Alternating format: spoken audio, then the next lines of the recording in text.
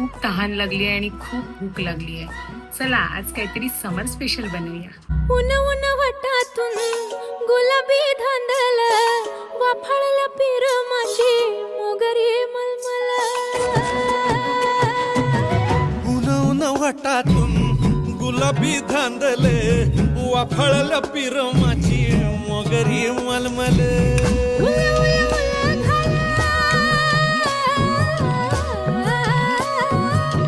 उला उला उला घाला, दोन जीव भांगला, एक जीव होण्यापायी उधाळली गंगाला.